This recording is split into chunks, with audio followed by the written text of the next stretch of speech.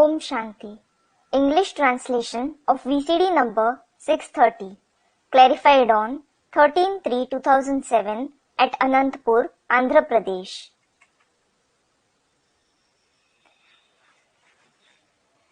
प्रातः क्लास है 24 जुलाई 1967। This is the morning class of 24th July 1967. Record चला है बदल जाए दुनिया न बदलेंगे हम। The record played was, the world may change, but we won't change. किसने किसके सामने प्रतिज्ञा की? Who made a promise to whom? बच्चों ने बाप के सामने प्रतिज्ञा की। The children made a promise to the father. क्या प्रतिज्ञा की? What promise did they make? दुनिया बदल जाए लेकिन हम बदलेंगे नहीं। The world may change, but we won't change. उसका नेगेटिव अर्थ भी होता है। It also has a negative meaning. क्या? What? तो नेगेटिव नहीं उठाना। क्या उठाना? Don't take it in a negative way. How should you take it? कि दुनिया धोखा दे जाए The world may deceive the father, लेकिन हम बाप को कभी धोखा नहीं देंगे। but we will never deceive him. मीठे मीठे बच्चों ने ये गीत सुना। The very sweet children heard this song. आत्मा ने इन शरीर के कानों द्वारा सुना। The soul heard it through these ears of the body. बच्चों को ये भी मालूम पड़ा आत्मा कितनी छोटी है। The children also came to know this, that the soul is so minute. वो आत्मा इस शरीर में नहीं है If the soul isn't present in the body, तो शरीर कोई काम का नहीं रहता। the body is of no use. शरीर काम का कब तक रहता है? Till when is the body useful? जब तक इसमें आत्मा है। Until the soul is present in it. कितनी छोटी आत्मा के आधार पर इतना बड़ा शरीर चलता है। Such a big body functions on the basis of such a tiny soul.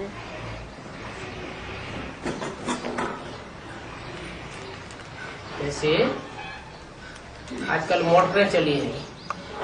For example, nowadays the cars have come in the market.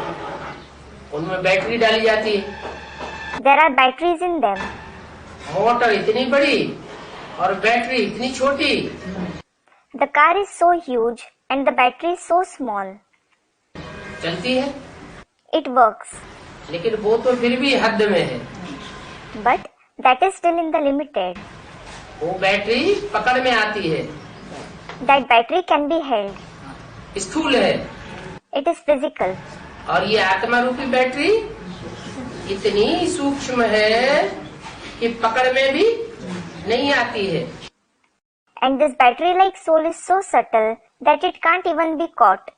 फिर भी इतनी छोटी आत्मा से इतना बड़ा शरीर काम करता है। Even then, such a big body functions on the basis of such a minute soul. दुनिया में किसको भी पता नहीं है कि आत्मा क्या चीज है। No one in the world knows what a soul is. और वो आत्मा इस शरीर में विराजमान है। And that soul is seated in this body. अकाल मूर्त आत्मा का ये तख्त है। This is the throne of the immortal soul. कौन सा? भ्रकुटी। What? Bhrikuti, meaning the place between the eyebrows, the middle of the forehead.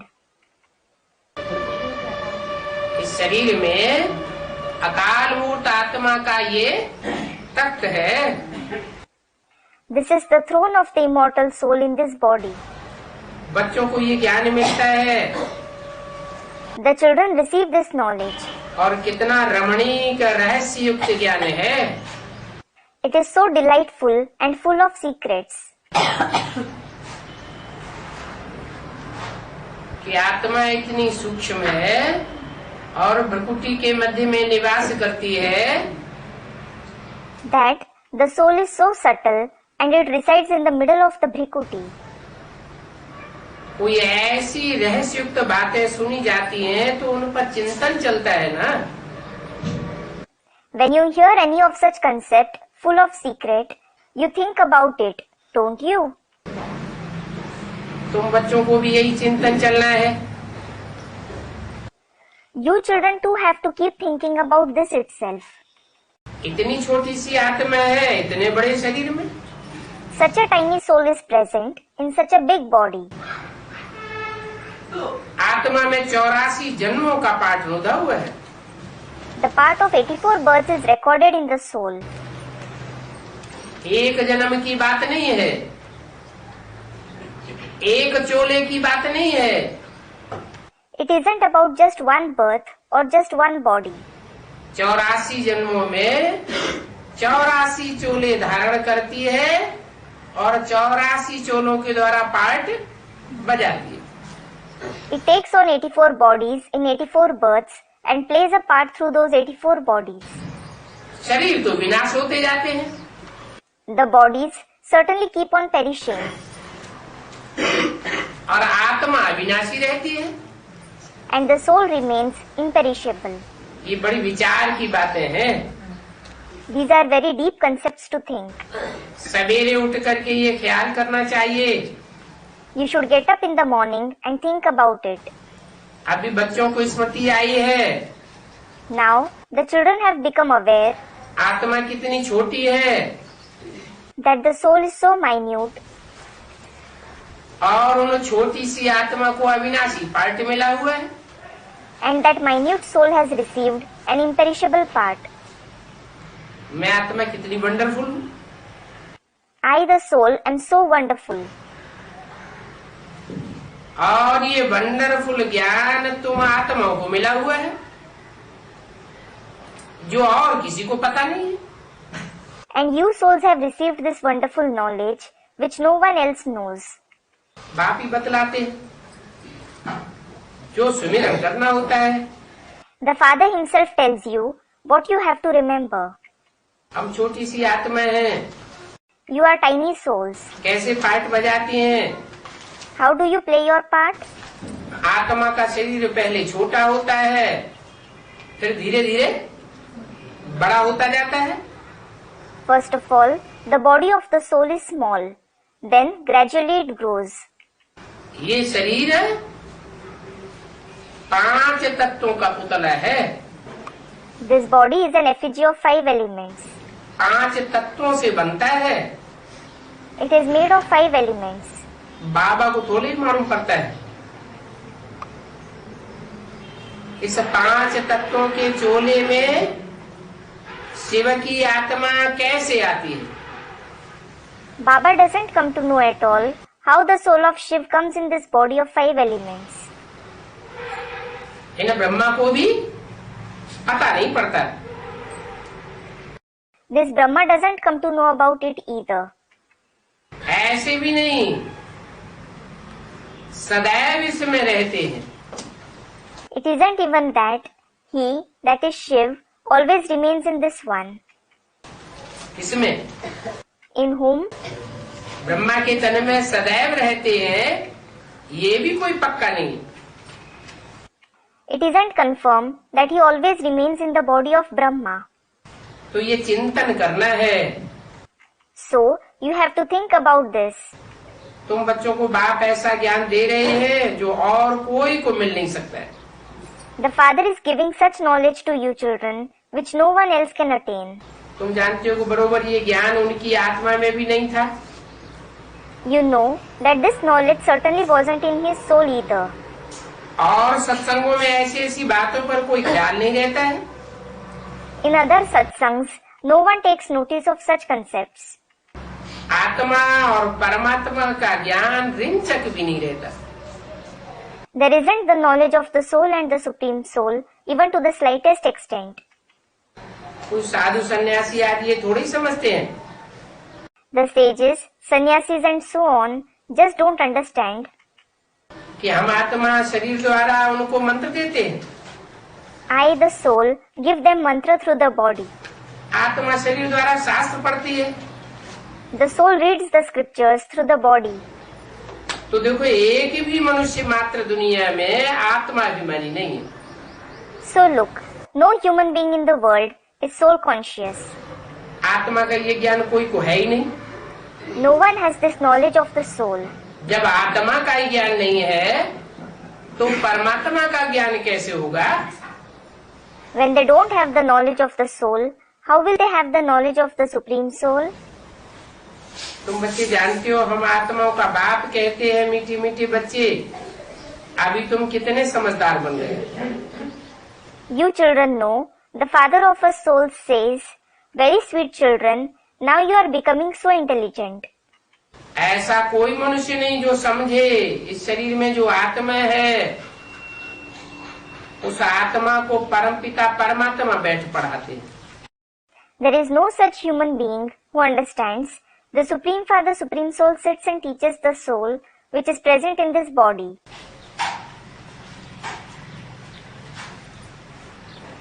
बैठ पढ़ाते हैं, He sits and teaches. माना परमपिता परमात्मा शरीर में बैठ पढ़ाते हैं। It means that the Supreme Father, Supreme Soul sits in the body and teaches. पढ़ाने वाली आत्मा अलग और शरीरधारी की आत्मा अलग। The soul who teaches is different and the soul of the bodily being is different. कितनी समझ की नई बात है। This is such a new concept to understand. परंतु फिर धंधे आदि में जाने से भूल जाते हैं। However, you forget it after going in your business and so on. पहले तो बाप आत्मा का ज्ञान देते हैं जो और कोई भी मनुष्य मात्र में नहीं। First of all, the Father gives the knowledge of the soul which no other human being has. ज्ञान भी आत्मा परमात्मा अलग रहे बहुज्ञान। The knowledge is the soul and the Supreme Soul remain separated for a long period of time. ये ज्ञान है ना, It is praised, isn't it? हिसाब है। There is an account. तुम जानते हो कि आत्मा ही बोलती है शरीर द्वारा, आत्मा ही सब कुछ करती है। You know that the soul itself speaks through the body. The soul itself does everything. आत्मा ही शरीर द्वारा अच्छे बुरे काम करती है। The soul itself performs good and bad deeds through the body. बाप आए आत्माओं को कितना गुलगुल बनाते हैं। The Father comes and makes the souls so pure. तो बाप कहते हैं सवेरे उठकर यही ख्याल करो कि आत्मा क्या है जो इस शरीर द्वारा सुनती है। The Father says, think this itself after getting up in the morning. What is a soul who hears through this body? और आत्मा का बाप है परमपिता परमात्मा, जिसको पतित पावन ज्ञान सागर कहते हैं। And the Supreme Father, Supreme Soul, who is called the purifier of sinful, the ocean of knowledge, is the Father of the souls. ये निराकार परमात्मा की महिमा है, जिसको पतित पावन कहा जाता है। This is the praise of the incorporeal Supreme Soul, who is called the purifier of sinful. जो साकार देहधारी मनुष्य हैं, वो पतित पावन नहीं हो सकते। The corporeal bodily human beings can't be the purifier of the sinful. क्योंकि सभी मनुष्य मात्र को अपना अपना शरीर है। It is because all the human beings have their own body. और परमपिता परमात्मा को अपना शरीर नहीं है। And the Supreme Father, Supreme Soul doesn't have his own body. इसीलिए वो पतित पावन है। This is why he is the purifier of the sinful. फिर उनको सुख का सागर, पवित्रता का सागर, शांति का सागर कहा जाता है ना। Then he is called the ocean of bliss, the ocean of purity, the ocean of peace, isn't he? परंतु मनुष्य मात्र को सुख का सागर, शांति का सागर, पवित्रता का सागर नहीं कह सकते। However, a human being can't be called the ocean of bliss, the ocean of purity, the ocean of peace. Lakshmi Narayan को कहेंगे सदैव पवित्रता का सागर। will Lakshmi and Narayan be called the eternal ocean of purity? ऐसे कहेंगे क्या? Will they be called that? नहीं, No. सत्युग आदि में कहेंगे कि लक्ष्मी नारायण पवित्र थे। It will be said for the beginning of the golden age that Lakshmi and Narayan were pure. क्योंकि वो फिर अपवित्रता का सागर भी बनते हैं। It is because later on they become the ocean of impurity as well. कब? When? कलयुग अंत में अपवित्रता का सागर, कलयुग के आदि में पवित्रता का सागर बनते हैं। They become the ocean of impurity at the end of the Iron Age and the ocean of purity in the beginning of the Golden Age. तो सदैव पवित्रता का सागर रहे, वो तो सिर्फ एक सदा शिव ही है जो सदैव पवित्रता का सागर है। So, it is one Sadashiv himself who always remains the ocean of purity. कलयुग अंत में भी आते हैं, पतित दुनिया में आते हैं, पतित तन में आते हैं। He comes at the end of the Iron Age in the impure world and an impure body. बंदरों की महफिल में आते हैं। He comes in the gathering of monkeys. साथ रहते हैं, साथ खाते हैं, साथ सोते हैं, तो भी पवित्रता का सागर। He lives with them, eats with them, sleeps with them. Even then, he is the ocean of purity. एक बाप ही है जो सदैव पवित्रता का सागर है। It is the Father himself who is always the ocean of purity. मनुष्य तो सिर्फ भक्ति मार्ग के शास्त्रों का बैठ वर्णन करते हैं। Human beings just sit and narrate the scriptures of the path of bhakti. वर्णन करना अलग बात है और प्रैक्टिकल में अनुभव करना अलग बात है। To describe something and to experience it in practice are two different things. कैसे? How? क्या अंतर है? What is the difference? भक्ति मार्ग में वो वर्णन करते हैं, भगवान पवित्रता का सागर है। In the path of bhakti they say, God is the ocean of purity. फिर अनुभव करते हैं। Then, do they experience it? क्यों नहीं अनुभव करते? Why don't they experience it? साकार में नहीं, हैं? भगवान साकार में नहीं। क्योंकि प्रैक्टिकल में उनके सामने वो बात आती नहीं कि भगवान कैसे पतित मनुष्यों के बीच में, पतित परिवारों के बीच में रहते हुए भी पावन बन करके रहता है। Students, God isn't present in the corporeal form. It is because it isn't revealed before them in practice how God stays pure despite living among impure human beings, impure families. पतित बनता ही नहीं। He doesn't become impure at all. तुम्हें तो practical अनुभव है। ऐसे नहीं समझेंगे हम आत्मा शरीर से बाप की महिमा करते हैं। In fact, you have experienced it in practice. They won't think, we souls praise the Father through this body.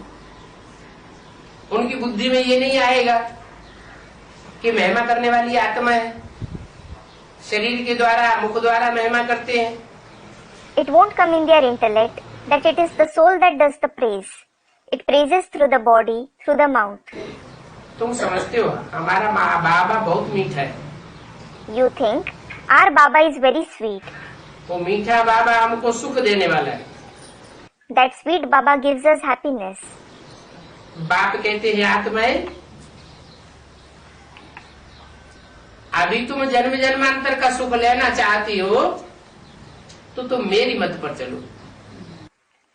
The Father says, O souls, now if you want to attain happiness for many births, follow my direction.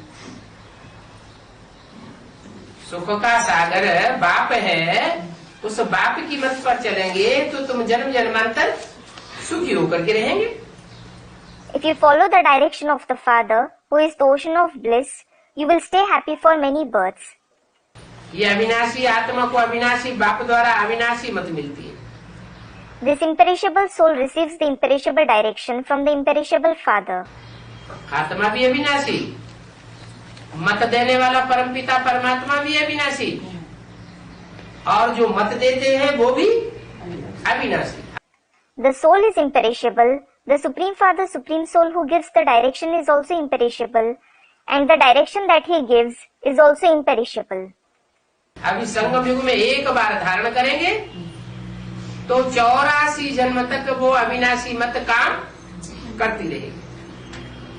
If you assimilate it once, now in the confluence age, that imperishable direction will keep working for 84 births. वो विनाशी शरीरों को विनाशी शरीरों की मत मिलती है। Those perishable bodily beings receive the directions of perishable bodily beings. देहधारी गुरुओं की मत मिलती है ना। They receive the direction of the bodily gurus, don't they? वो गुरु लोग भी विनाशी, उनकी मत भी विनाशी। Those gurus are perishable and their direction is also perishable. सतयुग में तुम यहाँ के प्रारब्ध पाते हो। You receive the attainments of here in the golden age. यहाँ की मैंने कहा कि Here means of which time? संगम युग की प्रारब्ध है, तुम सतयुग में प्राप्त पाते हो। You receive the attainments of the confluence age in the golden age. वहाँ कब उल्टी मत नहीं मिलती। There you don't receive wrong directions at all. कहाँ? There सतयुग में कब उल्टी मत मिलती नहीं। in the golden age you don't receive wrong directions at all. अभी की श्रीमत सतयुग में अविनाशी बन जाती है। The Srimat of the present time becomes imperishable in the golden age. कैसे? How? वहाँ अविनाशी बाप तो होता नहीं, फिर अविनाशी मत कैसे बन जाती है? The imperishable Father isn't present there at all. Then how does the direction become imperishable? क्योंकि अविनाशी बाप जो है वो यहाँ आकर के हमारी अवस्था अविनाशी बना देते हैं। It is because the imperishable Father comes here and makes our stage imperishable. हमारे अंदर से देहभान खलास हो जाता है। The body consciousness within us is destroyed. देह विनाशी तो देह का भान भी खलास हो जाता है। The body is perishable, so the consciousness of the body is also destroyed. और आत्मा अविनाशी बन जाती है तो उसके मत अविनाशी ठहर जाती है। And when the soul becomes imperishable, the imperishable direction remains in it. कितने टाइम तक अविनाशी मत ठहरती है? How long does the imperishable direction last? नहीं, 21 जन्मों तक अविनाशी मत ठहरती। Student replies, it lasts for 21 births. फिर जब देहधारी धर्म गुरु आते हैं तो मत मिक्स करते रहते। Then, when the bodily religious gurus come, they keep mixing their directions in it. यहाँ जो जितनी मत मिक्स करते हैं बाप से मिलने के बाद तो वहाँ भी उनकी मत में मत मिक्स होती रहती है। The extent to which someone mixes their directions here after meeting the Father, the directions of others keep mixing in their direction there as well. और यहाँ एक बाप से बैठ सुनते हैं तो वहाँ भी वो दूसरे की मत को मिक्स करते नहीं। And here, if they sit and listen to the one Father, they don't mix the direction of others there either. अविनाशी मत बनी रहती है। The directions remain imperishable. तो ये देखो ज्ञान नया है। Look, this knowledge is new. अभी की श्रीमत पक्की धारण की तो अविनाशी बन जाएगी। Now, if you assimilate the Srimad firmly, it will become imperishable. और ये अविनाशी मत आधा कल्प तो पक्का चलती है। And this imperishable direction certainly lasts for half the cycle. इसमें कच्चेपन का कोई सवाल पैदा नहीं होता। There is no question of weakness in this. ये नया ज्ञान है। This is a new knowledge. कितनी बुद्धि चाहिए इसको हजम करने की? You need a lot of understanding to digest it. और फिर इस ज्ञान को एक्ट में भी लाना है। And then you have to bring this knowledge in actions as well. ऐसे नहीं सिर्फ सुनने, सुनाने, बोलने, वो समझाने का ज्ञान है। It isn't that, it is a knowledge just to listen, narrate and explain to others. ये समझना चाहिए, अगर हमारी बुद्धि में ठीक रीति धारण नहीं होता है, You should understand, if we can't assimilate the knowledge properly in our intellect, ये ज्ञान अगर हमारी बुद्धि में ठीक रीति धारण नहीं होता है तो उससे क्या साबित होता है? if we can't assimilate the knowledge properly in our intellect, what does it prove? कि हमने शुरू में भक्ति नहीं की है, We haven't done bhakti in the beginning. और अगर भक्ति की है तो विविचारी भक्ति की है। And even if we have done bhakti, we have done adulterated bhakti. इसलिए दूसरों की बातें जल्दी समझ में आ जाती है और बाप की बात जल्दी समझ में नहीं आती। This is why we understand what the others say quickly, but not what the Father says. जिन्होंने अभिविचारी भक्ति की होगी उनकी बुद्धि में अभिविचारी ज्ञान बैठेगा। Unadulterated knowledge will sit in the intellect of those who have done unadulterated bhakti. जिन्होंने आदि में भक्ति की होगी उनकी बुद्धि में सुनाते ही आदि में ही बैठ जाएगा। Those who would have done bhakti in the beginning, it will sit in their intellect in the beginning itself as soon as the knowledge is narrated to them. अभी अभी सुना और अभी जब ही झट बुद्धि स्वीकार कर लेगी। They will listen to it and their intellect will accept it immediately. आदि की जिन्होंने भक्ति नहीं की होगी सतो प्रधान, उनकी बुद्धि में तुरंत ये ज्ञान बैठेगा नहीं। Those who wouldn't have done Satopradhan Bhakti in the beginning, this knowledge won't sit in their intellect immediately. सतो प्रधान भक्ति की है तो सतो प्रधान ज्ञान उठावेंगे। If you have done Satopradhan Bhakti, you will grasp Satopradhan knowledge. तमो प्रधान भक्ति की है तो तमो प्रधान ज्ञान उठावेंगे। If you have done Tamopradhan Bhakti, you will grasp Tamopradhan knowledge. बहुत भक्ति की है तो बहुत ज्ञान उठावेंगे। If you have done a lot of bhakti, you will grasp a lot of knowledge. थोड़ी भक्ति की है तो ज्ञान बहुत थोड़ा उठावेंगे। If you have done less bhakti, you will grasp very little knowledge. 24/7 की वाणी का दूसरा page. Second page of the Vani of 24/7/1967. बाप कहते रहते हैं, The father keeps saying, अगर कुछ भी नहीं समझते हो, कोई बात समझ में नहीं आती है तो बाप से पूछो। if you don't understand something, if you don't understand any concept, ask the father. क्यों? Why? आपस में एक दूसरे से पूछ ले तो क्या नुकसान हो जाएगा? What will be the harm if you ask one another? है?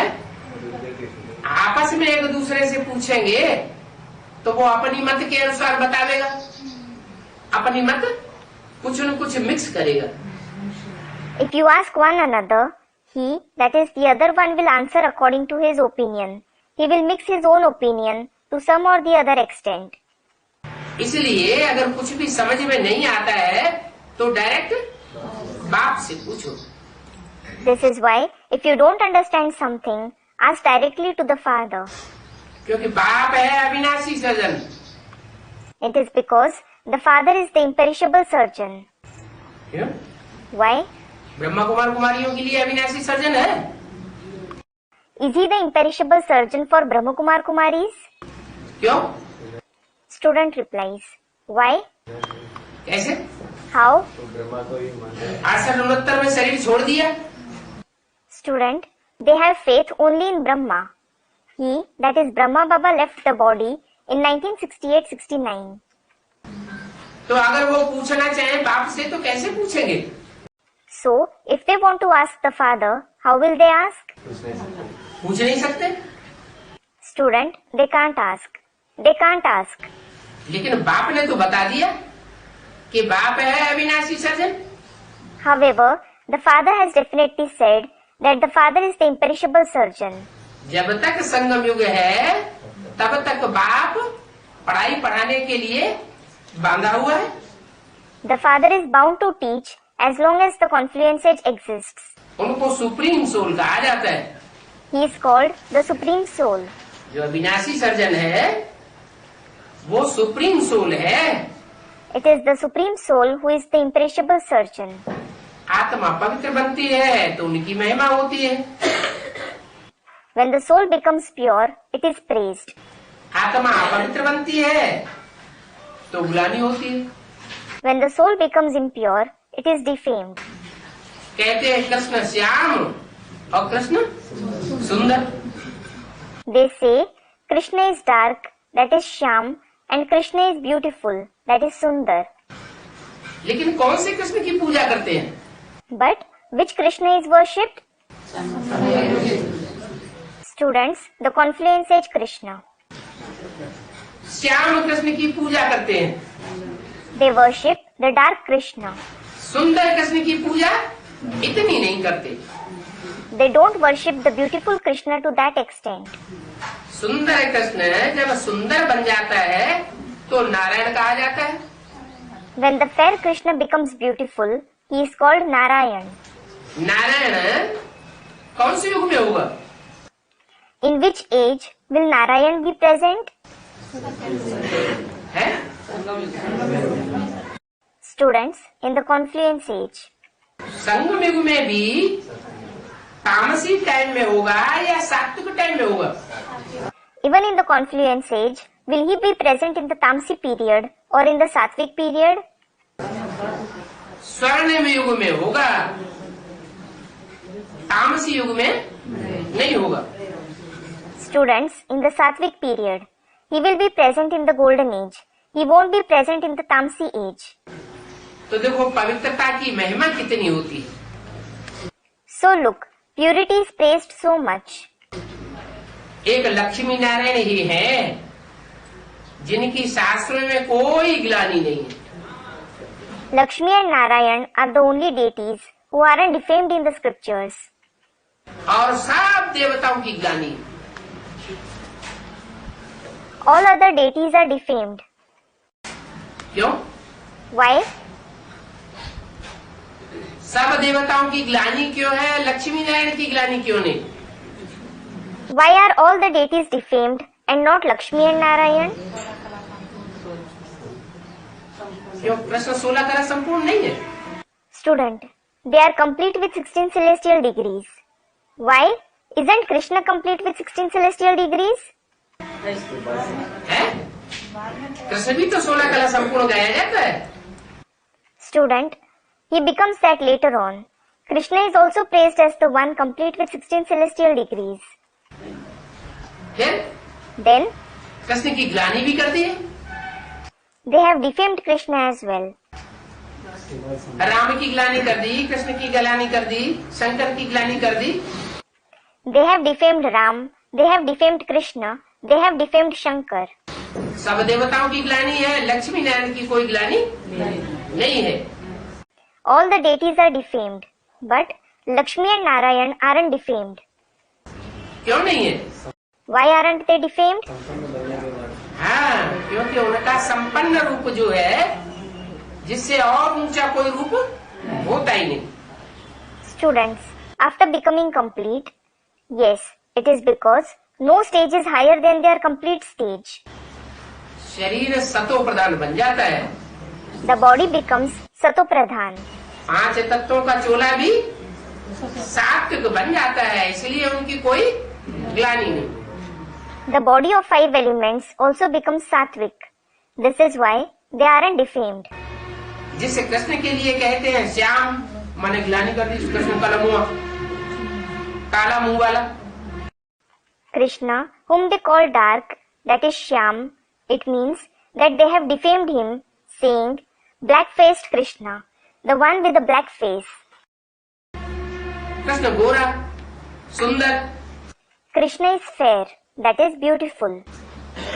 तो जरूर है कृष्ण की आत्मा अप एंड डाउन का झूला झूलती होगी।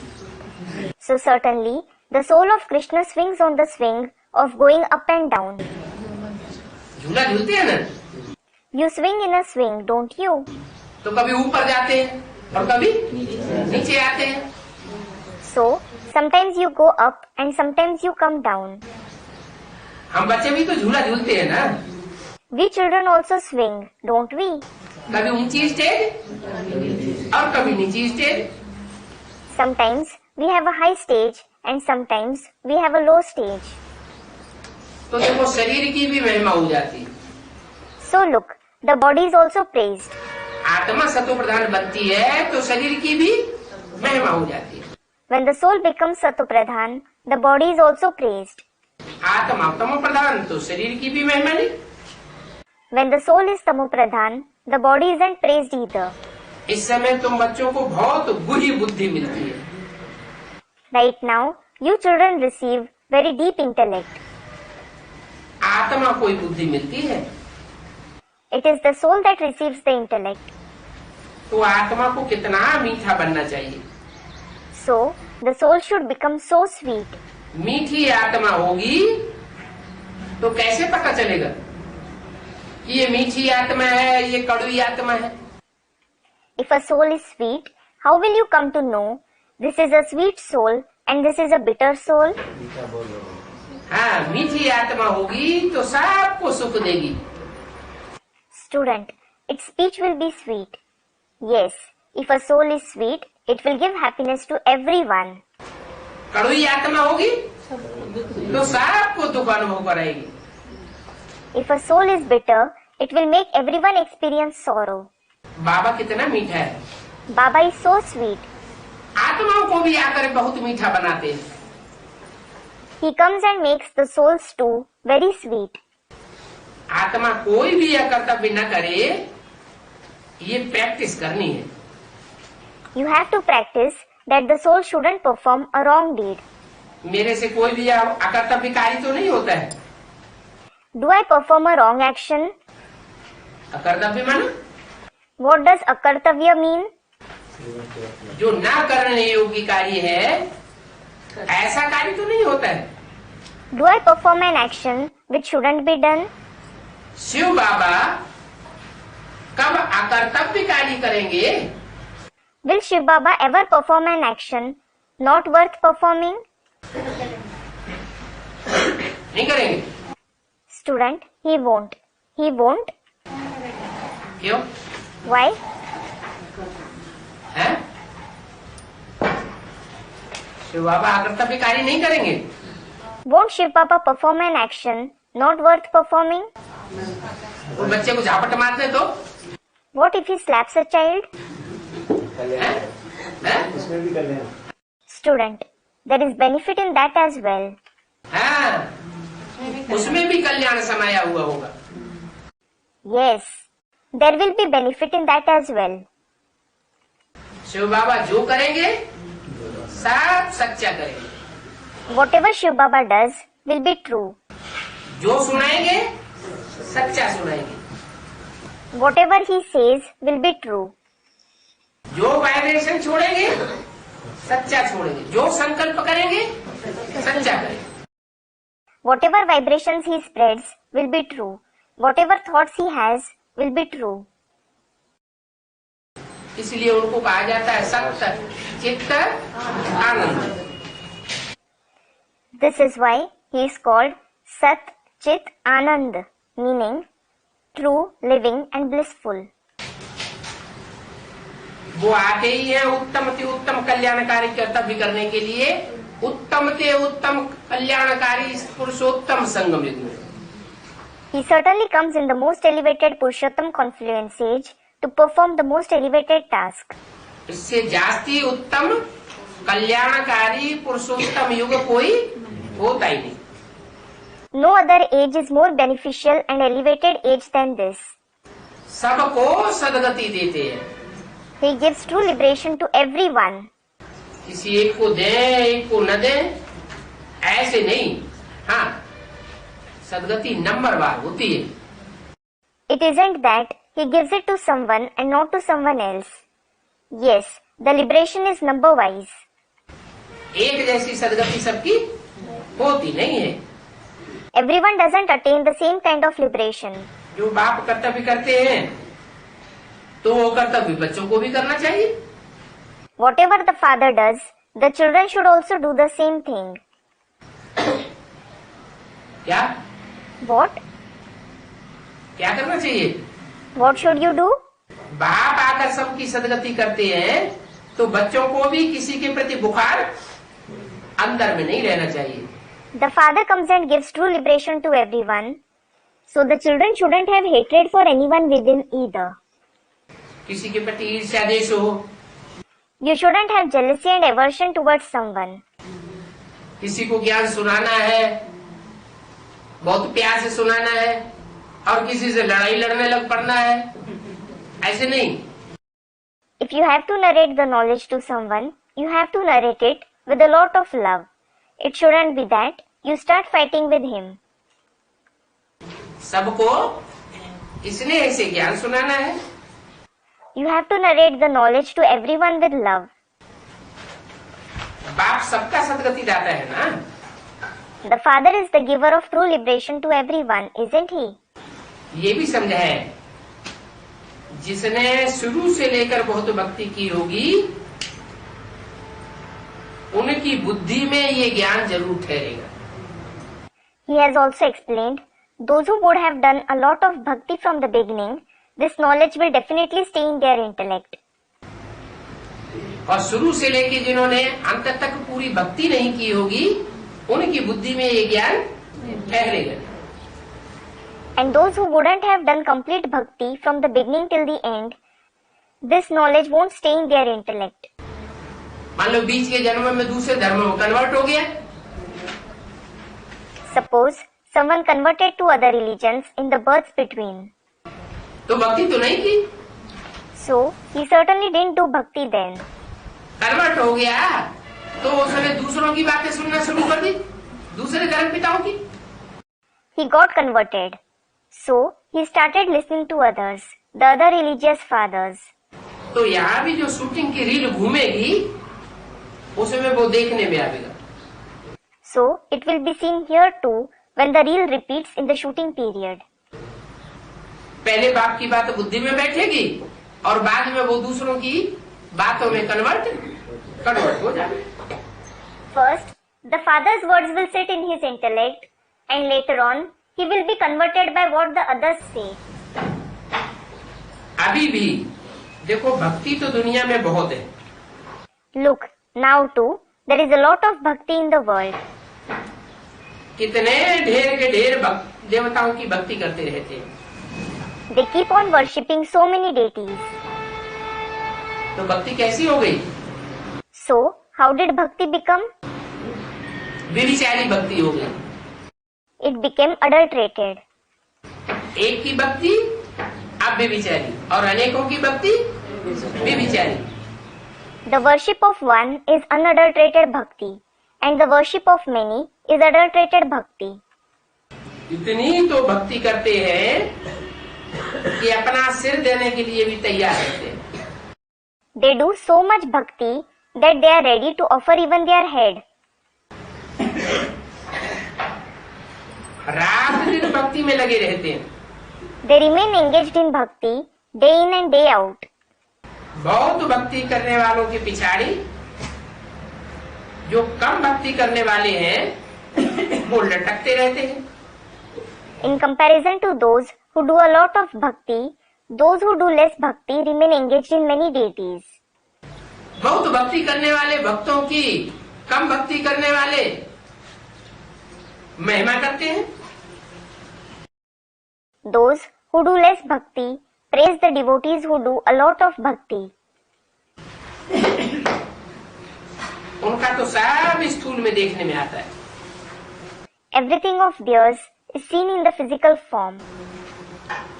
यहाँ तो तुम्हारा सब गुप्त है। Here, everything of yours is hidden. तुम्हारा ज्ञान गुप्त, तुम्हारा मान गुप्त, तुम्हारी याद भी गुप्त। Your knowledge is hidden, your honor is hidden, and your remembrance is also hidden. और तुमको क्या प्राप्ति होने वाली है वो भी गुप्त। And the attainments that you are going to make are also hidden. तुम्हारी बुद्धि में सृष्टि के आदि मध्य अंत का सारा ज्ञान, The entire knowledge of the beginning, middle and end of the world is in your intellect. ये भी बच्चों को मालूम है, बाबा हमको पढ़ाने आए हैं। The children also know Baba has come to teach us. अभी फिर हम घर जाएंगे। Now we will go home again. जिस घर से हम आत्माएं आते हैं वो ही हमारा घर है। The home from where we souls come, that itself is our home. वहीं फिर वापस जाएंगे We will go back there itself again. और उस घर में शरीर ही नहीं होता तो आवाज कैसे होगा? And there is no body in that home at all. So how will there be sound? क्या? What?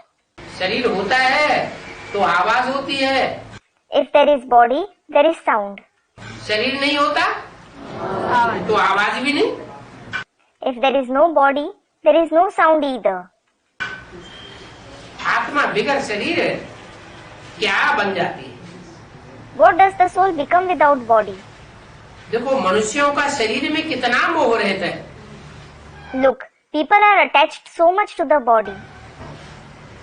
आत्मा तो उससे निकल गई। The soul has definitely left it. शरीर मुर्दा बन गया। The body became a corpse. उन 5 तत्वों पर कितना लव रहता है। They have so much love for the 5 elements. चिता पर चढ़ते हैं, They sit on the pyre. कितना मोह रहता है शरीर में। They have so much attachment with the body. अभी तुम समझते हो नष्टो मोहा तो होना है। Now you understand that you certainly have to become Nashto Moha. तुमको सारी दुनिया से नष्टो मोहा होना है। You have to become Nashto Moha from the entire world. ये शरीर तो खलास हो जाना है। This body will certainly get destroyed. सारे ही शरीर खलास हो जाएंगे All the bodies will be destroyed. तो उनसे मोह निकल जाना चाहिए। So you should break attachment with them. परंतु फिर भी मोह रहता है। But still you remain attached to them. कोई वर्ष वर्ष ब्राह्मण खिलाते रहते हैं। Some keep serving food to Brahmins every year. याद करते हैं ये फलाने का ब्राह्मण है। They remember this Brahmin is for so and so soul. अरे Arey, अब वह आत्मा थोड़े ही खा सकती है। now that soul can't eat it at all. जिस ब्राह्मण को खिलाया वो तो दूसरा है। The Brahmin whom you fed is someone else. तुम बच्चों को अब इन बातों से अलग हो जाना चाहिए। Now you children should be detached from such things. इन बातों से Which things? है? श्राद्ध आदि खिलाना, 13वीं आदि खिलाना, इन बातों से तुम्हारी बुद्धि डिटैच हो जानी चाहिए। Feeding the Brahmins on Shraddh etc. Feeding the Brahmins on Tervi and so on, your intellect should be detached from these things. Shraddh means a ceremony in which libations and offerings are made to the spirit of the deceased. Tervi means the 13th day after a death, when the last of the funeral rites are performed. बुद्धि में है ये सारा drama है। It is in the intellect that all this is in the drama. हर एक अपना अपना part बजाते हैं। Everyone plays his own part. इस समय तुमको ज्ञान है हमको नष्ट मोहा बनना है। Now you have the knowledge, we have to become Nashto Moha. Mohjit राजा की ये आख्यानी भी है। There is also a story about a king who conquered attachment. कौन सी आख्यानी? Which story? कहानी। Student. Akhyani. A story. Kahani. कौन सी मोहजीत राजा की कहानी है? There is a story of which king who conquered attachment? हैं? सत्य हरिश्चंद्र राजा की। Student, True Harishchandra. The story of Harishchandra, the true king. और कोई मोहजित राजा होता नहीं है। There is no other king who conquers attachment. एक की कहानी है। It is the story of one. ये तो कथाएं बहुत बनाई गई। They have made a lot of stories. वहां तो अकाले मौत होता नहीं है, तो पूछने की भी बात नहीं रहती है। No one dies an untimely death there. So there is no question of asking anything either. तो जो मोहजित राजा की कहानी है वो किस समय की यादगार है? So the story of the king who conquered attachment is the Yadgar of which time? Students, it is the Yadgar of the Confluence age. जरूर है। संगम युग में कोई ऐसा सत्यवादी राजा हरिश्चंद्र हुआ है जिसकी ये कहानी बनाई है बेटे। There certainly has been a truthful king named Harishchandra in the Confluence age, whose story has been made.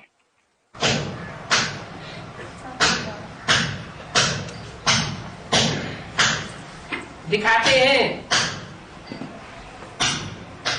कि बच्चे की मृत्यु हो गई। They show that his son died. बच्चे को सर्प ने डसा, अकाले मृत्यु हो गई। A snake bit his son and he died an untimely death. अब ये सत्य की तो बातें हैं नहीं। Now, these concepts aren't of the golden age. स्वर्ग में कोई मोह नहीं रहता। No one has attachment in heaven. वहाँ यथा राजा रानी तथा सात प्रजा बनती। There, all the subjects become like the king and queen. ऐसे होते हैं। They are such. है ही नष्टो मोहा की राजधानी। It is certainly the capital of the ones who are Nashto Moha. Ravan राज्य होता है तो मोह होता है। There is attachment in the kingdom of Ravan. वहाँ सतयुग में तो कोई विकार नहीं होता। There is no vice there in the golden age. Ravan का राज्य ही नहीं। There isn't the kingdom of Ravan at all. Ravan की राजाई चली जाती है। The rule of Ravan ends. Ravan की राजाई को शैतानी राज्य कहा जाता है। The rule of Ravan is called a demonic rule. Ram राज्य में क्या होता है? What happens in the kingdom of Ram? कोई को कुछ भी पता नहीं है। No one knows anything about it. सिवाय बाप के और कोई ये बात बताता भी नहीं है। No one else except the father tells these things either. बाप के शरीर में होते भी देही अभिमानी है। Despite being in the body, the father is soul conscious. Loan पर अथवा किराए पर मकान लेते हैं तो उसमें भी देखो मोह रहता है। If people take a house on loan or on rent, they get attached even to it. मकान को अच्छी रीति फर्निश कराते हैं। They furnish the house properly. बाबा ने भी ये ब्रह्मा का तन लोन लिया है Baba has also taken this body of Brahma on loan. तो इसको फर्निश कराते हैं क्या? So, does he furnish it? झाड़ पोछ कराते हैं क्या? Does he dust and wipe it?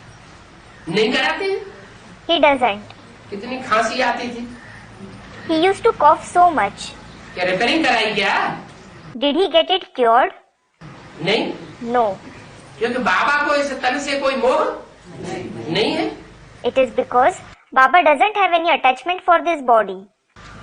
वो तो किराए पर मकान लेते हैं तो उसमें कितना मोह रहता है। They take a house on rent. Still, they have so much attachment for it. इस रथ को तो फर्निश करना ही नहीं है। He won't furnish this chariot at all. क्योंकि बाप तो अशरीरी है ना। Because the father is bodiless, isn't he? इनको कोई भी श्रृंगार आदि करने की प्रैक्टिस नहीं है। He doesn't have any practice of adorning himself and so on. इनको Who? कौन से शरीर को? Students, the body. Which body? Brahma के रथ को कोई भी श्रृंगार आदि करने की दरकार नहीं है। There is no need to decorate and so on the chariot of Brahma. इनको तो सिर्फ यही प्रैक्टिस है अविनाशी ज्ञान रत्नों से बच्चों को श्रृंगार। This one just has the practice of decorating the children with imperishable jewels of knowledge. इनको माने किनको? This one means who? Brahma. Brahma. लेकिन मंदिर में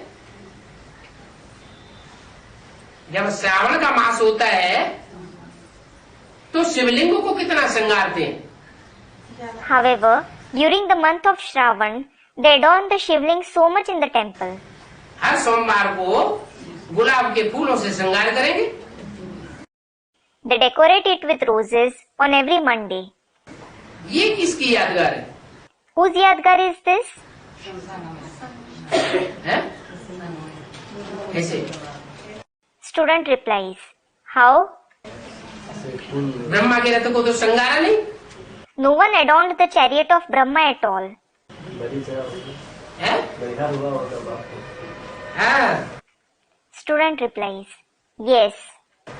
ब्रह्मा का रथ तो टेम्परेरी रथ था।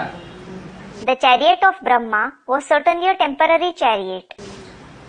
वो मुकर्रर रथ नहीं था। He wasn't the permanent chariot. लेकिन जो मुकर्रर रथ होता है, जब श्रावण मास आता है, संसार में चारों तरफ ज्ञान ही ज्ञान बरसता है, तो उस समय उस रथ को क्या किया जाता है? However, as regards the permanent chariot, when the month of Shravan comes, when knowledge and only knowledge showers all around the world, what is done to that chariot? श्रृंगार किया जाता है। It is adorned. इसलिए उसकी यादगार में जो लिंग है, जिसमें बिंदु सुप्रीम सोल दिखाया जाता है, वो लिंग का श्रृंगार करते हैं। This is why, in its Yadgar, they decorate the ling in which the point, the supreme soul is shown. सच्ची आज जगत का राज अभी तुम्हारी बुद्धि में है। Now, the secret of the beginning, middle and end of the world is present in your intellect. तो तुम समझाओ। So, explain it to the others. अभी तो ये शरीर तो अपवित्र है। Now, this body is certainly impure. इनको जब दूसरा शरीर मिलेगा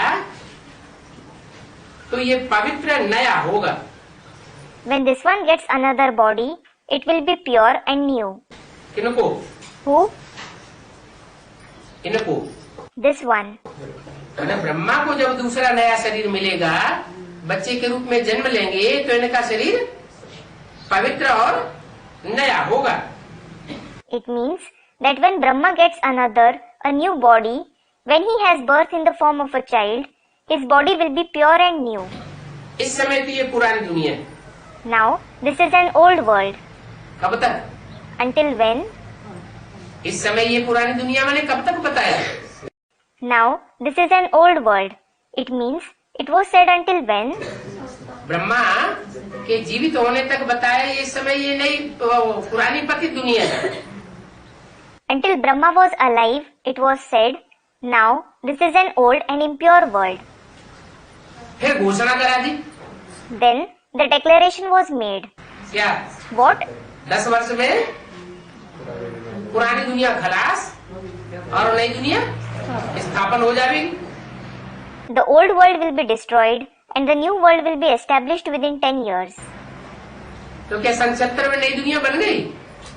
So, was the new world established in 1976? है?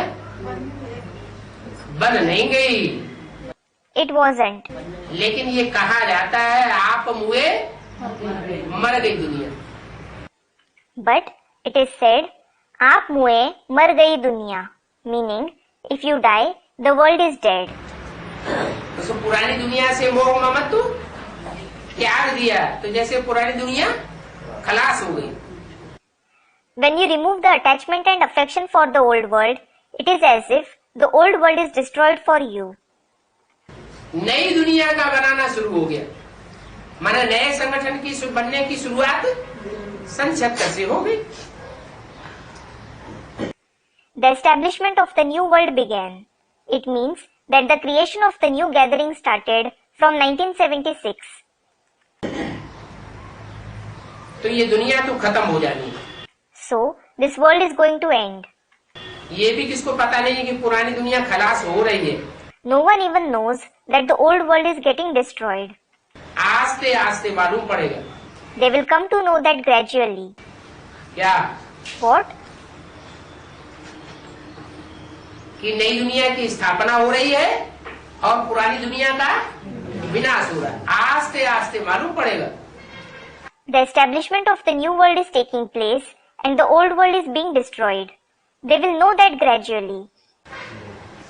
माने ब्राह्मणों की जो संगम युग दुनिया है वो सन 76 से विनाश होना शुरू हो गई और नई दुनिया की स्थापना शुरू हो गई। It means that the confluence age world of the Brahmins started being destroyed from 1976 and the establishment of the new world started. दोनों काम साथ साथ। Both things happened together. एक तरफ पुरानी दुनिया में विघटन होता है और दूसरी तरफ नई दुनिया का संगठन शुरू होता है। On one side, the disintegration of the old world takes place and on the other side, the gathering of the new world starts being created. तो ये आस्ते आस्ते मालूम पड़ता जाएगा। So, they will know it gradually. पुरानी दुनिया का विनाश और नई दुनिया की स्थापना ये भी बाप का ही काम है।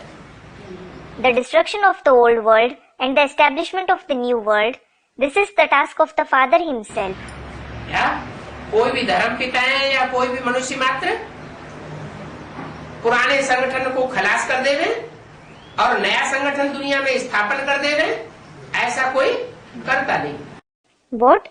No religious father or human being would destroy the old gathering and establish a new gathering in the world. No one does that. जो भी धर्म पिताएं आए अपना अपना नया धर्म स्थापन तो किया, लेकिन पुराने धर्मों का विनाश कोई नहीं कर सके। All the religious fathers who came, they did establish their own new religion, but no one could destroy the old religions. ये तो बाप का ही काम है। बाप ही आए ब्रह्मा द्वारा प्रजा रच नई दुनिया की स्थापना करते हैं। It is the task of the Father himself. The Father himself comes and creates the subjects through Brahma and establishes a new world. तुम नई दुनिया में हो ना? You are in the new world, aren't you? नई दुनिया में कौन रहते हैं? Who live in the new world? Students, deities. देवताएं रहते हैं। The deities live there. पुरानी दुनिया में? In the old world, पुरानी दुनिया में सब आसुर all are demons in the old world. और नई दुनिया में जो देवता बनने वाली आत्माएं होंगी वो ही आवेंगी। And only the souls who become deities will come in the new world. दूसरी आत्माएं नहीं आवेंगी। Other souls won't come there. तुम्हारी खुशी देवताओं से भी ऊपर है। Your happiness is higher than even that of the deities. क्यों? Why? हाँ, Student, we have found the Father in the corporeal form. Yes, क्योंकि देवताओं को भगवान नहीं मिलेगा और तुमको भगवान मिलता है। it is because deities won't find God and you find God. देवताओं को तीनों कालों का ज्ञान नहीं होता है और तुमको तीनों कालों का ज्ञान होता है। The deities don't have the knowledge of the three aspects of time and you have the knowledge of the three aspects of time. तो ये संगम युग सबसे ऊंची युग है। So, this confluence age is the most elevated age. संगम युग से ही नई दुनिया होगी। The new world will begin from the confluence age itself. ऐसे नहीं कि जब तक संगम युग है तब तक पुरानी दुनिया रहेगी, फिर संगम युग खत्म होगा तब नई दुनिया आवेगी।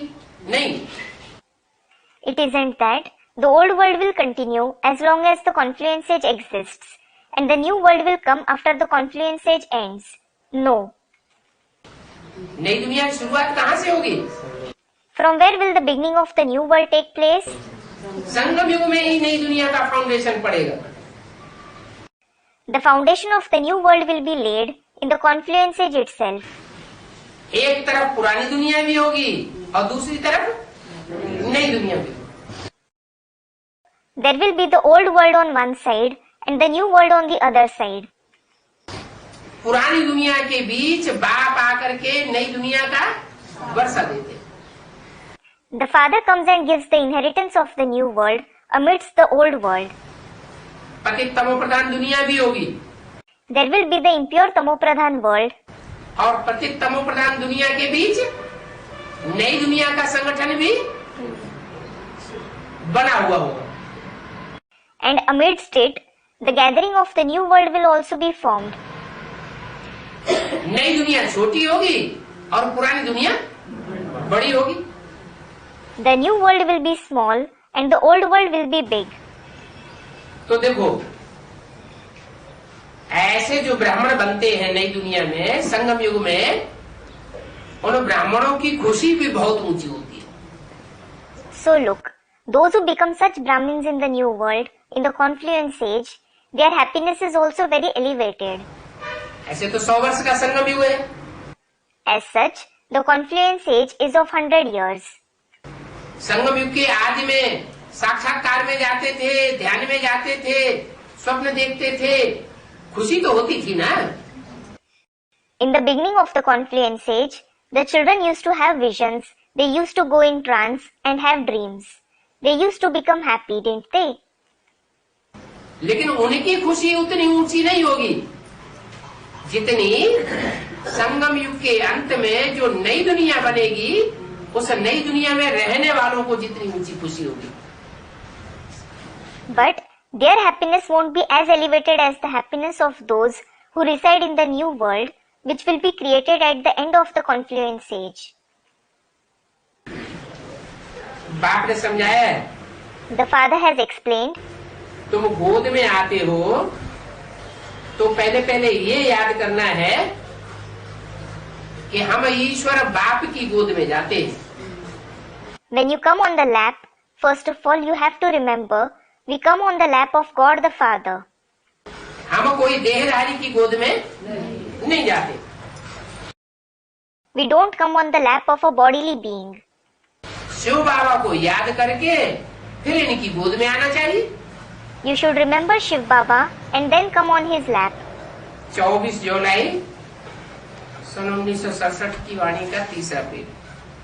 Third page of the Vani of the 24th July 1967. Shiv बाबा की याद में रह करके गोद में जाएंगे तो तुमको खुशी बहुत बढ़ती जाएगी।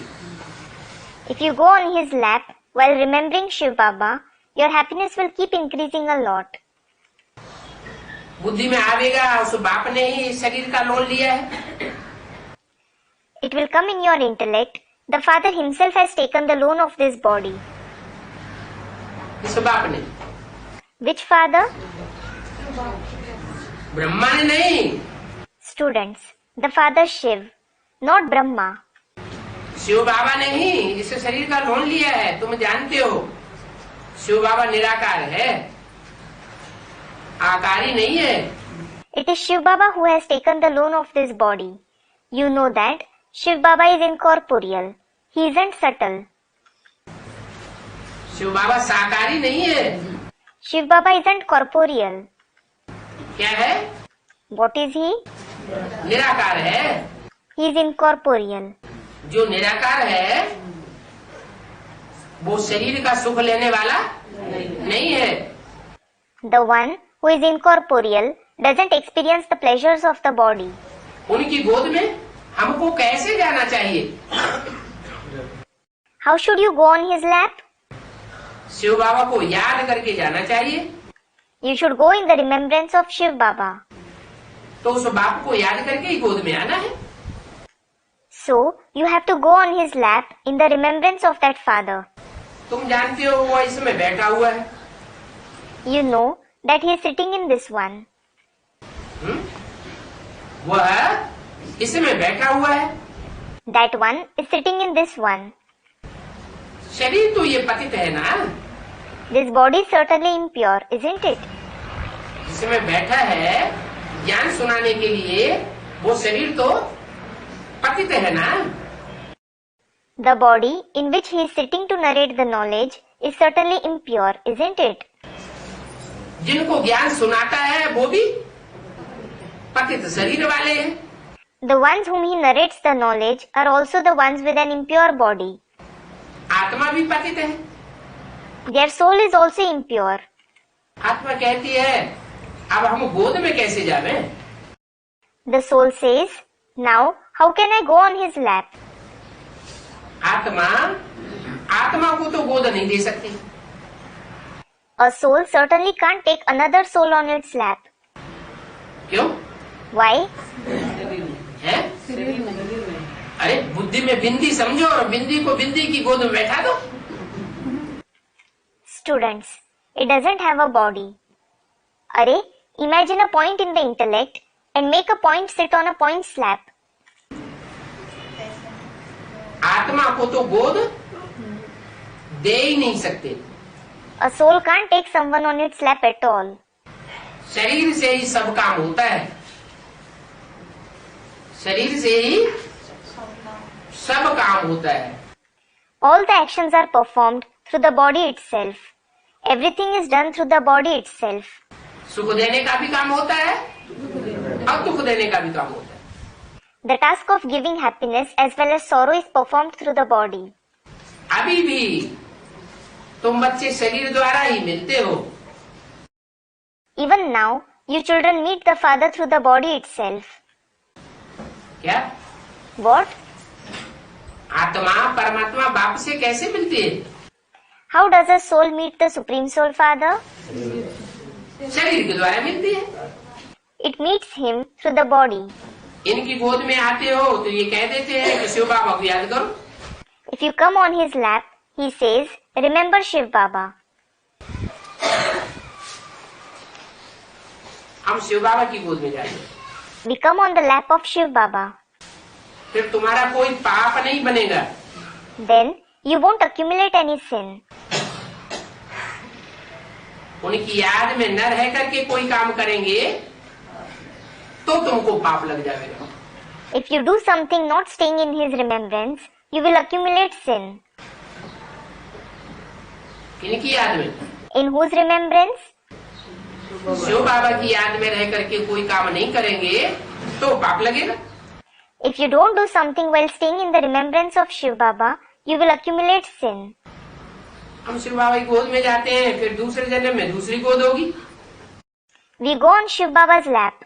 Then there will be another lap in the next birth. वहाँ तो देवताओं की गोद होगी। There you will be on the lap of deities. देवताओं को ऊंचे से ऊंचे नहीं कहेंगे। The deities won't be called the highest of the high. और तुम तो अभी शिव बाबा की ऊंचे से ऊंचे गोद में आते हो। And now you certainly come on the highest of the high lap of Shiv Baba. तो पाप लगने का सवाल ही नहीं। So there is no question of accumulating sin. ये ईश्वरीय गोद एक बार ही मिलती है। You receive the lap of God only once. फिर 84 जन्मों में कभी ये ईश्वरीय गोद नहीं मिलेगी। You will never receive this lap of God again in 84 births. मम्मा को भी छोड़ करके बाबा को याद करना पड़ता है। You have to forget even Mama and remember Baba. है? अभी काम मुरली में मम्मा को याद करना है। Has it ever been said in the Murli that you have to remember Mama? Student, no. मम्मा की याद नहीं करना है, क्या करना है? You don't have to remember Mama. What do you have to do? बाबा को याद करना है। You have to remember Baba. मम्मा की महिमा कर सकते हैं, You can praise Mama. लेकिन याद बाबा को करना है। But you have to remember Baba. हम शिव बाबा की गोद में आए हैं, कोई मम्मा की गोद में नहीं आए हैं। You have come on the lap of Shiv Baba. You haven't come on the lap of Mama. वास्तव में गोद में भी आने की दरकार नहीं है। In reality, there is no need of coming on the lap either. क्या? What? क्यों? Why? ऐसे क्यों कहा? Why did he say that? गोद में आने का मतलब क्या है? What is the meaning of coming on the lap? लौकिक दुनिया में माँ बाप बच्चे को गोद लेते हैं। In the Lokik world, parents adopt a child. उसका क्या मतलब है? What does it mean? कि बच्चा उन माँ बाप का बन चुका। It means that the child belongs to those parents. गोद में लेना माना जो बच्चा है वो उनके अधीन हो गया, उनका बन चुका। To adopt means that the child has come under them. He has belonged to them. तो गोद में लेने आने का मतलब है हम बाप के बन चुके। So, to come on the lap means that we have belonged to the father. गोद में आना माना बाप के बन गए। To come on the lap means we have become the fathers. और देहधारी के नहीं बन गए। We haven't belonged to a bodily being. Ramakrishna के नहीं बन गए। We haven't belonged to Ram and Krishna. किसके बन गए? We have belonged to whom? Shiv बाबा के बन गए। We have belonged to Shiv Baba. तो मुख से ये कहना है, दिल में ये बैठा हुआ हो, बाबा अब हम आपके हो चुके। So, you have to say this through the mouth. This should be firm in your heart. Baba, now we have become yours. ये है वास्तव में गोद में हम। This is the actual meaning of coming on the lap. आप जैसे चलाएंगे वैसे हम चलेंगे। We will act as you make us act. बहुत है, बाबा को कब देखा भी नहीं है। There are many who have never seen Baba. बांधेलियां हैं, बाहर में रहती हैं। There are mothers in bondage who live outside. लिखती हैं शिव बाबा हम आपकी गोद के बच्चे बन चुके। They write, Shiv Baba, we have become the children of your lap. बुद्धि में ज्ञान तो है ना, आत्मा कहती है हम शिव बाबा की बन चुकी। They have the knowledge in their intellect, don't they? The soul says, I have become Shiv Babas. इनके पहले हम पतित की गोद में थे। Before this, I was on the lap of an impure being. और अब हम ऊंच से ऊंच पतित पावन बाप की गोद में आए हैं।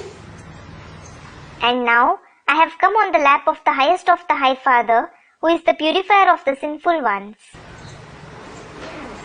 भविष्य में फिर पवित्र देवताओं की गोद में जाएंगे। In future, we will go on the lap of pure deities. तो ये तुम्हारा जन्म दुर्लभ है। So, this birth of yours is invaluable. हीरे जैसा जन्म सिर्फ इस संगम युग में बनता है। You have a diamond-like birth only in this confluence age. सतयुग में हीरे जैसा जन्म नहीं होगा। You won't have a diamond-like birth in the golden age. कैसा होगा? How will it be? सोने जैसा जन्म होगा, चांदी जैसा जन्म होगा, लेकिन हीरे जैसा जन्म सिर्फ संगम में बनता है। क्यों? You will have a gold-like birth, a silver-like birth, but you have a diamond-like birth only in the confluence age. Why? क्योंकि बाप है चमकता हुआ हीरा, hero पार्टधारी। It is because the father is a sparkling diamond, the hero actor. Hero पार्टधारी की कितनी महिमा होती है। The hero actor is praised so much. तो हम बच्चे भी उस हीरो पार्टधारी के संग के रंग में आने से हीरे की तरह ज्ञान की चमक मारने वाले बन जाते हैं। So, by coming in the company of the hero actor, we children also become the ones who sparkle the light of knowledge like diamonds. इनको संगम युग कहा जाता है। This is called the confluence age. संगम कोई उस पानी के सागर का और नदियों का नहीं होता है। It isn't the confluence of the ocean and the rivers of water. वो तो स्थूल नदियां हैं, स्थूल सागर है। They are certainly inert rivers and the inert ocean. और यहाँ And here, यहाँ कोई पानी का सागर नहीं है, पानी की नदियां नहीं है। here there isn't the ocean of water or the rivers of water. नदियां भी चैतन्य है और सागर भी चैतन्य है। The rivers as well as the ocean is living. तो देखो रात दिन का फर्क हो जाता है। So look, there is a vast difference. वहाँ गंगा सागर का मेला होता है, नदी और सागर का मेला होता है, तो वहाँ ज्ञान की कोई बात ही नहीं। और यहाँ तो There is no question of knowledge in the meeting fair of the Ganges and the ocean, the meeting fair of the river and the ocean that is held there. And यहाँ तो ज्ञान की ही बातें हैं। here it is just about knowledge. तो संगम कोई पानी की सागर को नहीं कहा जाता। So, the confluence isn't of an ocean of water. Brahmaputra बड़ी से बड़ी नदी है। The Brahmaputra is the biggest river. क्यों? Why? गंगा बड़ी नदी नहीं है। Isn't Ganges a big river? है? ज्यादा गायन किसका है? गंगा का ज्यादा गायन है या ब्रह्मपुत्रा का ज्यादा गायन है? Which one is praised more? Is the Ganges praised more or the Brahmaputra praised more? Ganga का ज्यादा गायन है। Students, the Ganges is praised. Ganga is praised more. लेकिन बड़ी नदी कौन सी है? But which river is bigger? Brahmaputra ज्यादा बड़ी नदी है। The Brahmaputra is a bigger river. ऐसे क्यों कहा? Why was it said so? हैं? Brahmaputra Student, she comes first in knowledge. Brahmaputra. है?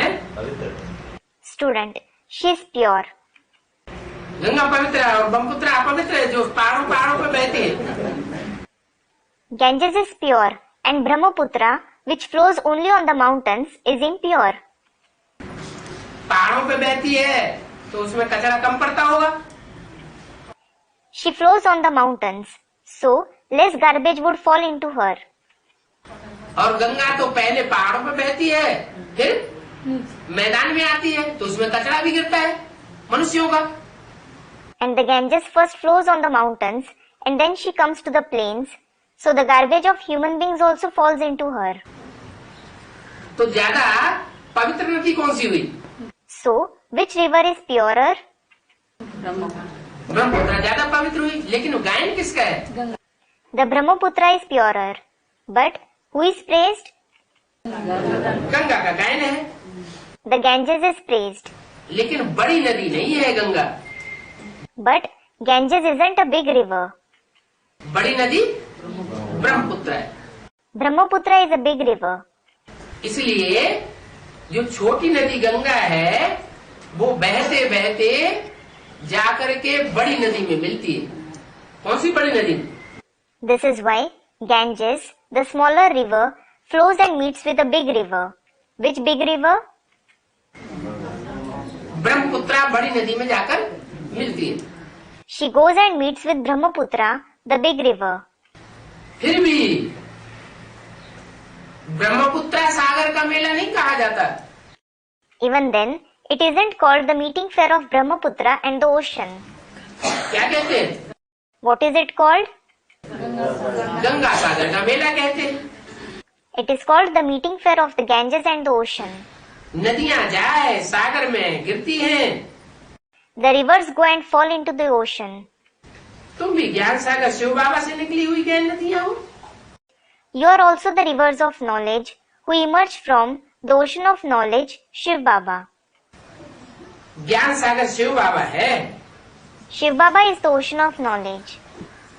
और बड़े से बड़ी नदी है Brahmaputra. And Brahmaputra is the biggest river. तो बड़ी नदी क्यों बताया उसे? Why was she called a big river?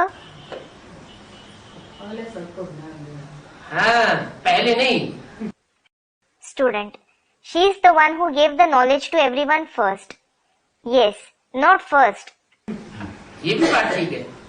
This is also correct. भले गंगा पहले ज्ञान लेती है, Although the Ganges takes the knowledge first, लेकिन ज्ञान देती नहीं है पहले पहले। but she doesn't give the knowledge first. ज्ञान गंगाएं निकलती हैं अंत में। The Ganges of knowledge emerge in the end. फिर ज्ञान देने की निमित्त बनती है। It is then that they become the instrument in giving the knowledge.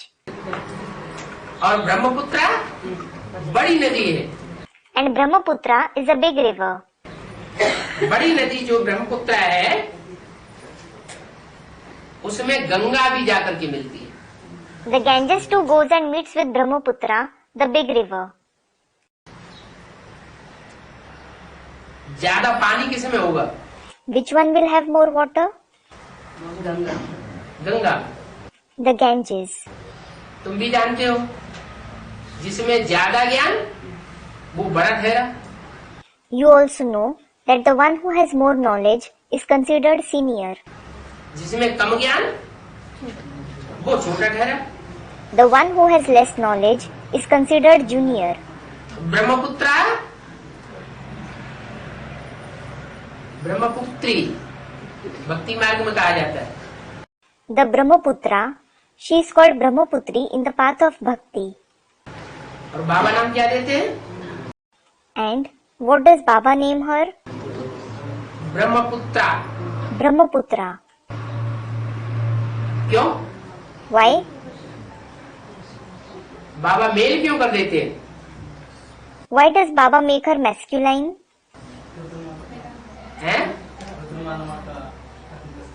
Student, she is a bead of the Rudramala. रुद्रमाला का मणका है। She is a bead of the Rudramala.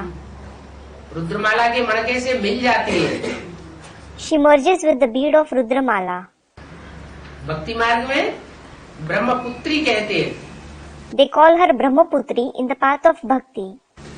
बाबा बात असली बताते हैं। Baba tells the truth. ज्ञान सागर शिव बाबा है। Shiv Baba is the ocean of knowledge. बड़ी से बड़ी नदी ब्रह्मपुत्र है। Brahmaputra is the biggest river. इनका नाम भी ब्रह्मा है ना? His name is also Brahma, isn't it? इनका Whose? है? ब्रह्मा का नाम। Of Brahma. ब्रह्मा का नाम क्या है? Brahma. What is the name of Brahma? Brahma. और ब्रह्मा से जो पैदा होगा उसका नाम Brahmaputra. And the name of the one who is born from Brahma is Brahmaputra. सागर से इनका कितना मेल है? She has so much connection with the ocean. किनका? Who? ब्रह्मपुत्र का। कितना मेल है? Brahmaputra. How much connection does she have? जैसे पति पत्नी का मेल होता है, तो पति पत्नी का ज्यादा मेल होता है या दूसरे संबंधों का ज्यादा मेल होता है? For example, in the relationship of a husband and wife, do they have more connection with each other or do they have more connection with the other relatives? पति पत्नी का ज्यादा मेल होता है। A husband and wife have more connection with each other. तो बोला सागर से ब्रह्मपुत्र का कितना मेल है? So, it was said, this Brahmaputra has so much connection with the ocean. क्या मतलब हुआ? What does it mean? नहीं? Student replies, no. जगदम्बा जो है वो तन से तो मिलती है, लेकिन मन से मिलती है क्या? Jagdamba does meet the father through the body, but does she meet him through the mind? है? ब्रह्मपुत्रा जो है तन से, मन से, धन से, समय, संपर्क, संबंध से, सब प्रकार से सागर में मिलकर एक हो जाती है। Brahmaputra meets the ocean through the body, mind, wealth, time, contacts and relationships. She unites with him in every way. इसलिए बोला सागर से इनका कितना मिल है? This is why it was said, she has so much connection with the ocean. माने जो लक्ष्मी है वो सागर से मिलकर के एक हो जाती है। It means that Lakshmi meets with the ocean and becomes one. कितनी एक हो जाती है To what extent does she combine with him? कि त्रेता युग में जब जन्म होगा तो वो राम और वो सीता बन जाए, माने दोनों आत्माओं का समान स्वभाव संस्कार बन जाता है। When they have birth in the Silver Age, she will become Ram and he will become Sita. It means that the nature and sanskars of both the souls become equal. तो बुद्धि में ये बातें धारण करो। So, assimilate these concepts in the intellect. तुमको मालूम है ना ये नदियां कहाँ से निकलती है? You do know, don't you? From where do these rivers emerge? Himalaya, The Himalayas. पानी, Water. हिमालय पर जो बर्फ है वो जमी हुई होती है या बहती हुई होती है? Is the ice on the Himalayas frozen or is it flowing? है? पानी भी जाम हो जाता है, The water also freezes. बहता नहीं है। It doesn't flow.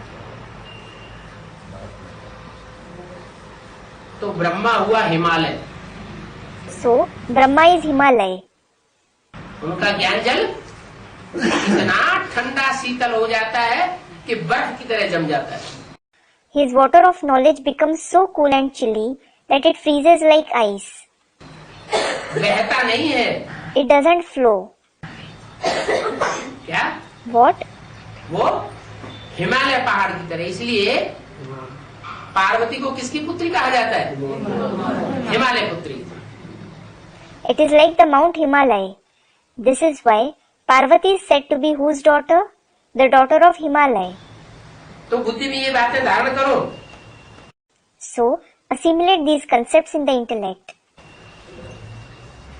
तुमको मालूम है ये नदियां कहाँ से निकलती हैं?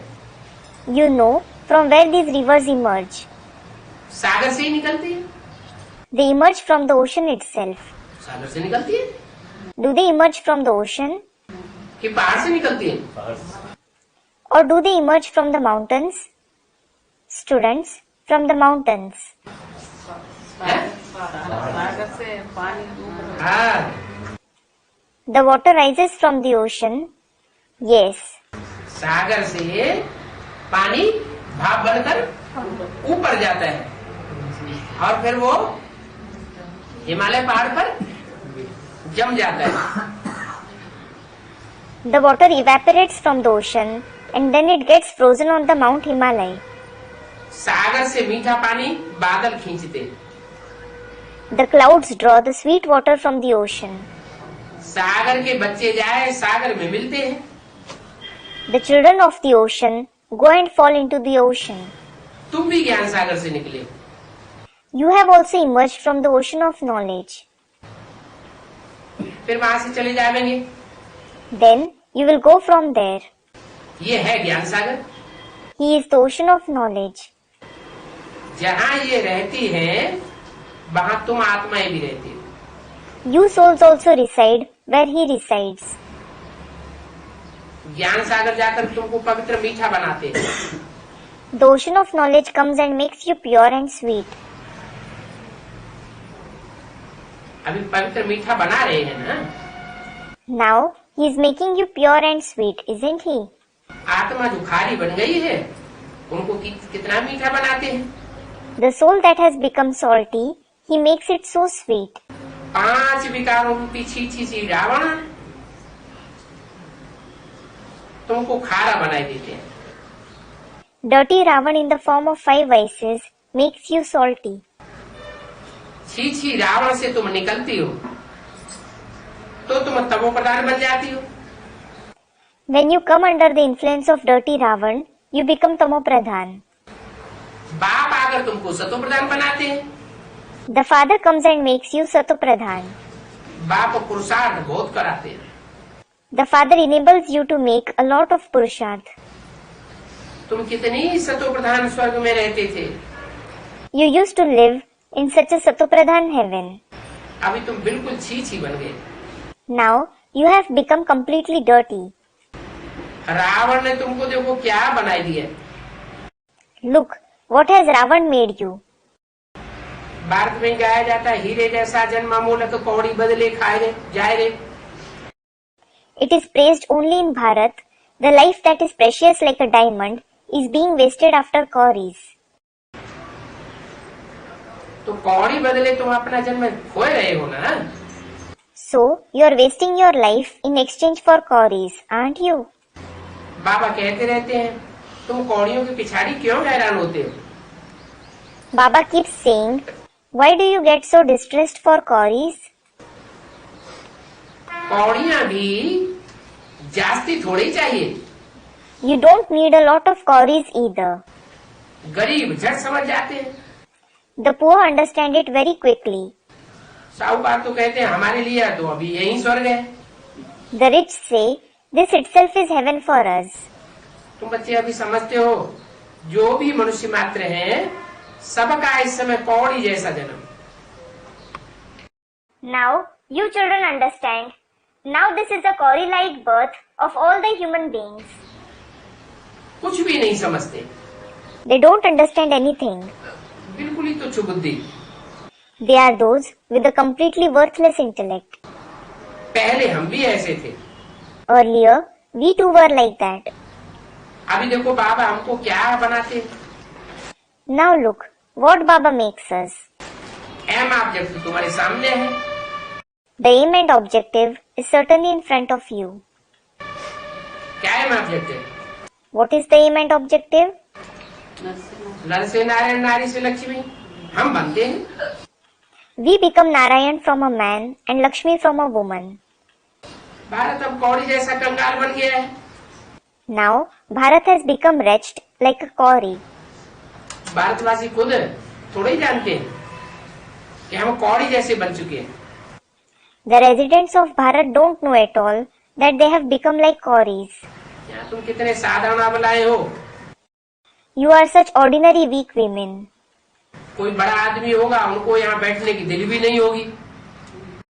An eminent person won't even feel like sitting here. क्या? What? कोई बड़ा मिनिस्टर आवेगा तो कहेगा कहाँ बैठ जाए जाके। If a big minister comes, he will say, "Arey, where have I come?" क्यों क्यों उनकी दिल नहीं होगी?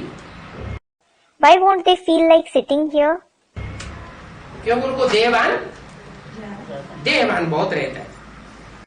It is because they have a lot of body consciousness. तुम कितनी साधारण अबलाएं हो। You are such ordinary weak women. जहाँ बड़े बड़े आदमी, गुरु, सन्यासी आदि लोग होंगे, वहाँ बड़ी बड़ी सभाओं में वो बहुत जाएंगे। They will go to the big gatherings where eminent people, gurus, sannyasis, etc. are present. बाप कहते हैं मैं तो बड़ी बड़ी सभाओं में जाता ही नहीं हूँ। The father says, I don't go to big gatherings at all. मैं तो छोटे छोटे ग्रुप बनाकर तुम बच्चों को पढ़ाई पढ़ाता हूँ। In fact, I teach you children in small groups. गरीब निवाज हूँ ना। I am Garib Niwaz, am I not? Garib Niwaz means the friend of the poor. भगवान बाप गरीबों की रक्षा करते हैं। God the Father protects the poor. गरीब तो गरीब ही रहते हैं। Poor certainly remain poor. वो गरीब कोई साहूकार थोड़े ही बन जाते हैं। The poor don't become rich at all.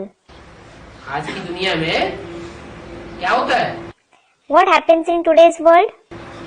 गरीब गरीब बनते जाते हैं और साहूकार साहूकार बनते जाते हैं। The poor keep becoming poorer and the rich keep becoming richer. तो गरीब जो गरीब बनते जाते हैं उनकी फिर रक्षा कौन करता है? कोई रक्षा करता है क्या? So, who protects the poor who keep becoming poorer? Does anyone protect them? Students, God. अभी तुम जानते हो तुम सतयुग में कितने साहूकार थे। Now, you know that you were so rich in the golden age. अभी फिर तुम साहूकार बनते हो। Now, you become rich once again. बाबा लिखते भी हैं Baba even writes, तुम पद्मा पद्मपति हो। You are multimillionaires. वहाँ पैसे पर मारामारी नहीं होती है। There aren't quarrels and disputes over money there. कहाँ? Where? सत्युग में पैसे पर, जमीन जायदाद पर मारामारी नहीं होती है। In the golden age, there are no quarrels and disputes over money, land or property. यहाँ तो देखो पैसे पर मारामारी कितनी होती है। Look, here, so many quarrels and disputes take place over money. सब इस दुनिया में डाकू बन गए। Everyone in this world has become dacoits. सब डाकू बन गए माना? What does it mean that all have become dacoits? है? यथा राजा तथा प्रजा। As is the king, so are the subjects. रिश्वत कितनी मिलती है? They take so much bribe. रिश्वत लेने वाले भी क्या है? What are those who take bribe? वो भी एक तरह से डाकू है। They are also a kind of dacoits. बड़े आदमी बनते हैं तो उनको बहुत कुछ मिल सकता है। When they become big, they can acquire a lot. रिश्वत खोरी को कितना बंद करते हैं? They stop bribery so much. जितना बंद करते हैं उतना ही और जास्ती बढ़ती जाती है। The more they try to stop it, the more it keeps increasing. पैसे तो उनको चाहिए ना। They do need money, don't they? तुम जानते हो हमारा बाबा खजाना भरपूर कर देते हैं। You know, Baba fills our treasury. जितना चाहिए उतना धन लो, Take as much wealth as you want. परंतु इसके लिए पुरुषार्थ पूरा करो। However, make complete purusharth for this. ये तुम्हारे ज्ञान रतन ही तुम्हारे स्थूल रतन बन जाएंगे। Your jewels of knowledge themselves will become real jewels. क्या? What? जन्म जन्मांतर तो बनेंगे ही, They will certainly become that for many births. लेकिन इस जन्म में भी तुम्हारे ज्ञान रतन तुम्हारे लिए स्थूल धन बन जाएंगे। गफलत मत करो। But even in this birth, your jewels of knowledge will become real wealth. Don't be careless. कहा जाता है follow father. It is said, follow the father. Father को फॉलो करो तो तुम भी फादर जैसे बन जाएंगे। Follow the father, then you will also become like the father. Om Om Shanti.